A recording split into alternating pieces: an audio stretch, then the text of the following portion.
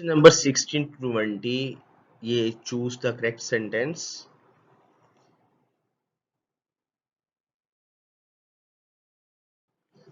Alpha option है if you work hard he will pass.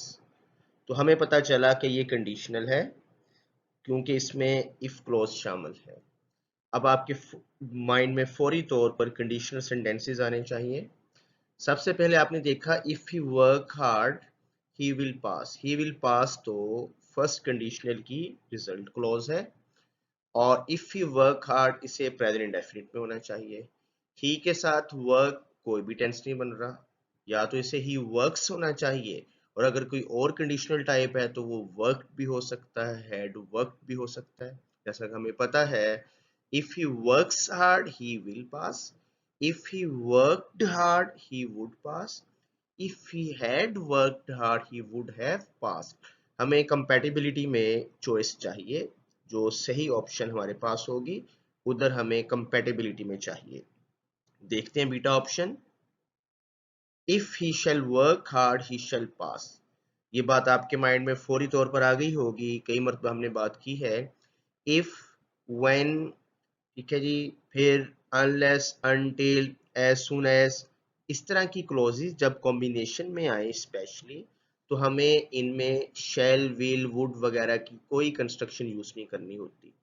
If he shall work hard Urdu में तो ऐसे ही बनता है, अगर वो मेहनत करेगा तो कामयाब हो जाएगा। लेकिन हमें इंग्लिश में हमें इफ वाली क्लॉज में स्ट्रक्चर वाइज फ्यूचर नहीं देना, प्रेजेंट इंडेफिनिट इस्तेमाल करते हुए हम फ्यूचर की सेंस देंगे। इसलिए हमें यहाँ होना चाहिए इफ ही वर्क्स हार्ड, जो कि बीटा में भी नहीं है। चार्ली में पहुंचे if he worked hard he will pass. Again आपने देखा कि इनकम्पैटिबिलिटी है, डिस्कॉर्ड है, डिसएग्रीमेंट है। अगर यहाँ वर्कड है तो आगे वुड होना चाहिए, और अगर यहाँ विल है तो इस तरफ वर्क्स होना चाहिए। इसका मतलब डेल्टा ऑप्शन जो भी होगी that should be the right option, even we are unsure delta is the right option. आइए देखते हैं। Here comes the right option. If he works hard, he will pass. इस तरह से डेल्टा को लॉक कर दीजिए। If he works hard, he will pass. अगर वो मेहनत करेगा तो कामयाब हो जाएगा। फर्स्ट कंडीशनल है, प्रोबेबल है, और इफ क्लॉज प्रेजेंट इंडेफिनिट में, और रिजल्ट क्लॉज फ्यूचर इंडेफिनिट में। Number 17, he married with an European lady. यहाँ दो बातें हैं हमारे पास, एक मैरी वर्ब के तौर पर आया है और दूसरा एन और ए का इस्तेमाल होगा यूरोपियन से पहले। तो पहली बात माइंड में रखें कि marry as a verb active voice में कोई प्रेपोजिशन नहीं लेता। He married dash European lady होना चाहिए। तो मैरिड के साथ ना विद ना टू। दूसरी बात अब हमने देखनी है कि यूरोपियन से पहले क्या एन चाहिए या ए चाहिए। वैसे तो जो ट्रेडिशनल हमारा कॉन्सेप्ट है ए ई आई ओ यू, वावल लेटर्स से पहले हम एन शुरू वाली क्लासेस में लगाते रहे हैं। आज के बाद पक्का कर लीजिए लेटर्स का यहाँ कोई रोल नहीं है, साउंड मैटर्स। जो जिससे पहले आपने ए या एन लगाना है उस वर्ड की इनिशियल साउंड देखिए। अगर उसका शुरू वाला हिस्सा, शुरू वाली साउंड वावल साउंड है, यानी आ ई वा वगैरह वावल साउंड्स होती हैं, तो दूसरे लफ्जों में सिंपलर वर्ड्स में हम कह लें कि हम उसे उर्दू में लिख कर देखें, अलिफ या आइन या अलिफ मद्दा आएगा उसके शुरू में तो उसमें एन लगाएंगे, और अगर नहीं तो ए लगाएंगे। तमाम वावल लेटर्स हमेशा वावल साउंड नहीं देते। पक्का कर लीजिए वावल साउंड्स कौन सी हैं, आ ई उ आ वगैरह, जो हमारे थ्रोट से, हलक से बगैर किसी फ्रिक्शन के, मीटिंग के, रकावट के निकलती हैं, उन्हें हम फ्री वॉइसेस वावल साउंड्स कहते हैं। और अगर हम बी बोलेंगे तो देखें हमारे लिप्स मीट कर रहे हैं, अगर के बोलेंगे तो आगे देखें दरमियान में हमारी जबान ऊपर पैलेट से लग रही है। तो फ्री साउंड्स, चूंकि आप यूरोपियन जब हम लिखेंगे, यूरोपियन लिख कर देखिए माइंड में, ये से स्टार्ट हो रहा है, अलिफ से नहीं है, आइन से नहीं है, अलिफ मद्दा से नहीं है, तो इसलिए हमें ए चाहिए। ठीक है ना। अगर इसका प्रोनाउंसिएशन ओरपियन होता तो हम यहाँ एन लगाते। तो इसका मतलब यूरोपियन से पहले हमें ए चाहिए और मैरिड के साथ विद नहीं चाहिए। Beta option he married a European lady, हमारे पास सही ऑप्शन आ गई है। फिर भी चार्ली और डेल्टा को एक नजर देख लेते हैं।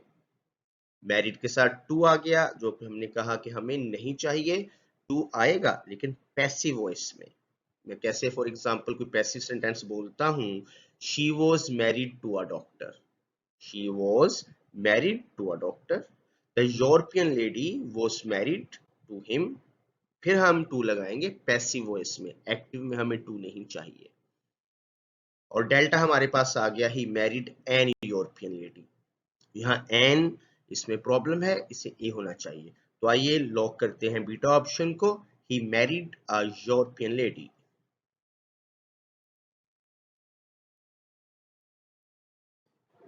नेक्स्ट है जी, he told me that he had do his work.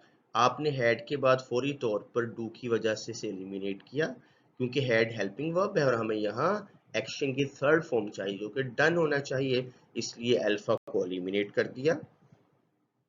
Beta में आते हैं, ही told me that he had done his work. तो अब ये हमारे पास अपेरेंटली ठीक ऑप्शन मौजूद है, हैड के बाद थर्ड फॉर्म है, इट्स ओके। टोल्ड मी चूंकि पास्ट इंडेफिनिट है और जो इससे पहले वाला काम होगा वो पास्ट परफेक्ट में होगा, इसलिए बज़ाहिर बीटा ऑप्शन ठीक है। चार्ली में देखते हैं, ही told me that he had did. ये भी आपने देखा कि हैड के बाद डन होना चाहिए, डिड सेकंड फॉर्म तो कभी भी नहीं आ सकती, चार्ली भी एलिमिनेट कर दिया। He told me that he would done। अगर would do होता तो हम कहते उसने मुझे बताया कि वो अपना काम करेगा।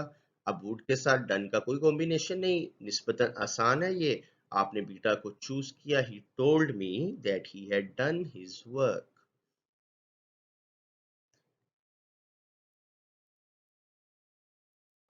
जी नेक्स्ट है जी, there is no room in this room.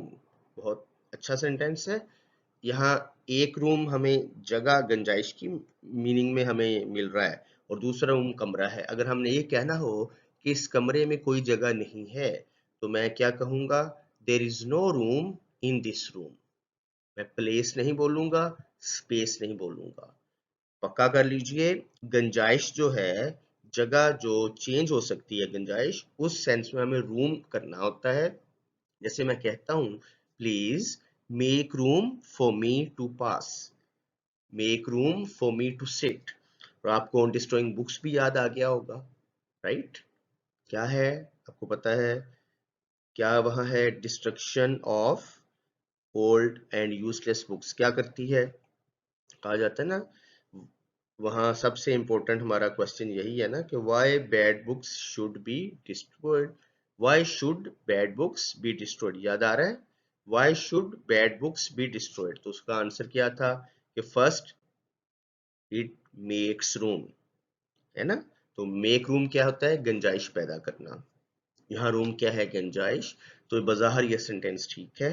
Beta Charlie delta में जाएंगे, पक्का कर लीजिए, प्लेस और स्पेस इस सेंस में हम यूज नहीं करते। इस कमरे में गुंजाइश नहीं है, there is no room in this room कहेंगे हम। बीटा में चलते हैं, प्लेस आ गया, एलिमिनेट करते हैं। यहां भी देखें, फिर प्लेस आ गया, एलिमिनेट कर दें।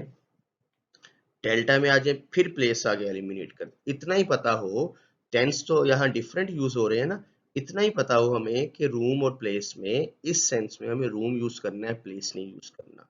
तो हमने टेंस को भी नहीं देखा, बीटा चार्ली डेल्टा को एलिमिनेट किया। टेंस यहाँ देखें, ऊपर इज है, नीचे बीटा में वॉज है, तो कुछ भी टेंस हो सकता है। हैज बीन के लिए कुछ हमें रिस्ट्रिक्शन चाहिए कि अगर कोई मसलसल की बात आ रही हो कि for the last 3 months, right, since last week वगैरह, फिर हमें हैज बीन चाहिए होता है।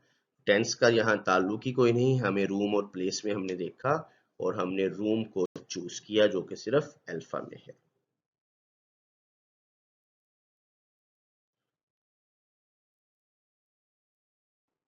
Number 20, he is the stronger from Aslam. Comparison, और इसमें भी दो बातें हैं। जब दो बंदों का आपस में कंपैरिजन किया जाए तो कंपैरेटिव डिग्री एडजेक्टिव की या एडवर्ब की यूज करते हैं जो कि सेकंड डिग्री होती है।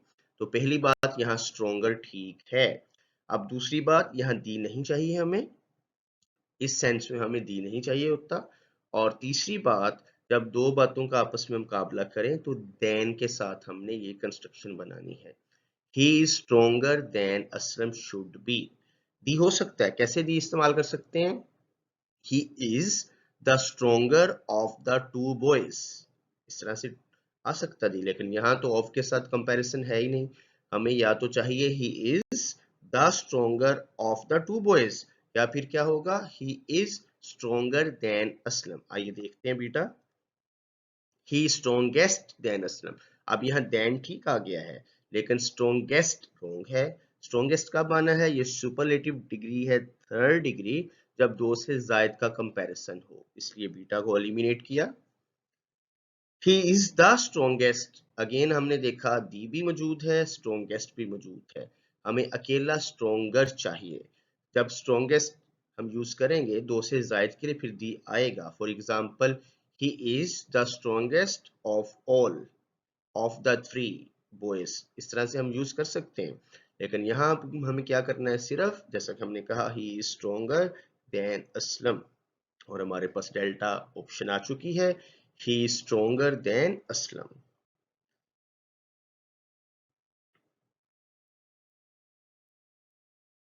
क्वेश्चंस? Thank you.